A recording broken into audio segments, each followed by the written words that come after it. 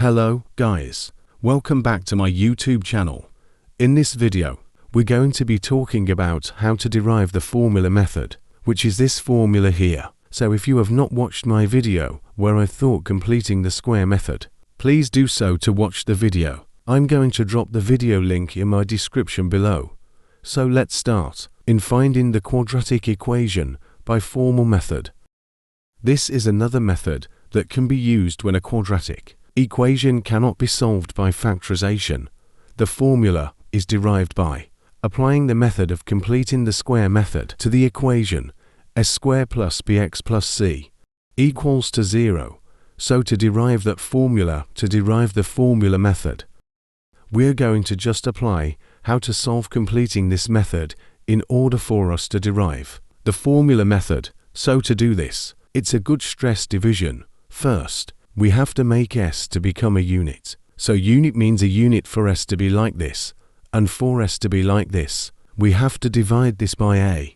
We have to divide the equation by a. So dividing this equation by a. So I cancel a.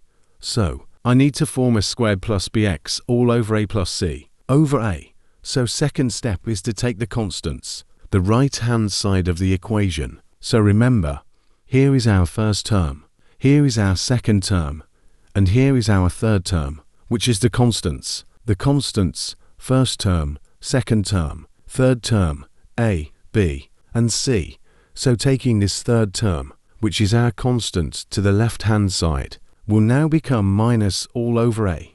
So next step is to take the middle number, which is this number here, multiply by half and square. So multiplying this by half and square, and that give us b all over to a squared. So the last thing is to add it to both sides of the equation. So adding this to both sides of the equation will now form to this s squared is equals minus c all over a plus b all over a squared. So 13 to do is 2. So third thing we should do is to form a perfect square.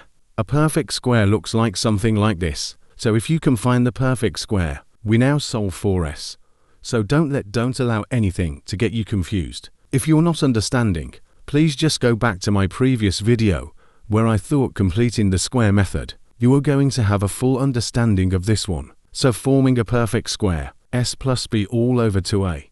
We are now going to come bracket this, which is supposed minus c all over a.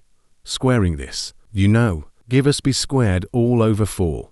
To squared means to times 2, and a squared is a squared. Now the last thing we are going to do. Here is now to solve for s.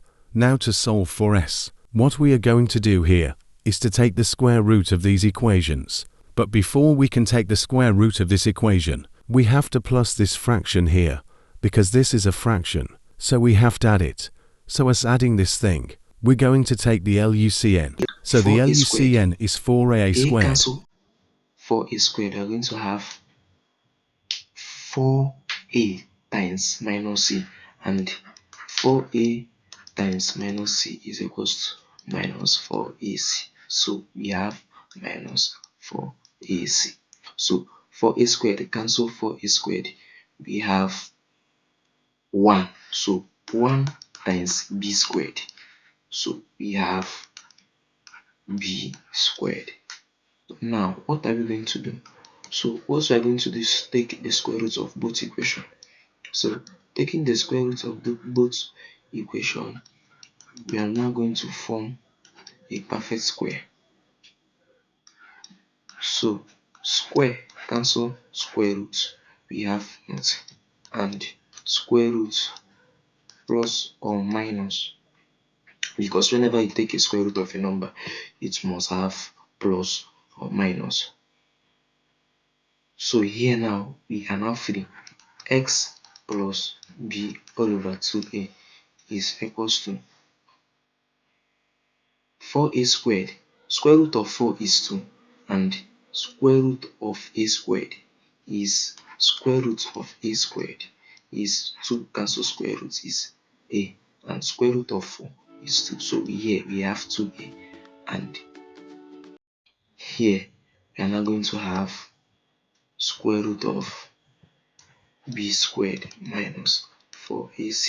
Why didn't I remove this square root? Because I cannot remove 1 and leave 1. And b squared should be at the front because it's positive. Negative cannot be in the front of a positive. So this is how we have this.